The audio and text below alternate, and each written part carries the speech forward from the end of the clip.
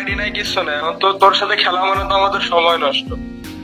ভাই আমি হেরে গেলাম তোদের কাছে। মানে আমি দেখলাম কি যে ভালো আইডি থাকলে, ভালো কালেকশন থাকলে, তারপরে মাস্টার থাকলে তোরা হচ্ছে মানে বন্ধুত্বর পরিচয় দিস। আর যেই আইডি মাইডি হ্যাক হয় তখনকার তোরা এই কাজগুলি করিস কি, তখনকার তোরা হচ্ছে বিপদের সময় ছুড়ে ফেলে দিস। এই ব্যাপারটা তোদের কাছে আশা করি নাই বন্ধু, তোদের কাছে আশা করি নাই তোরা যে এরকম করবি।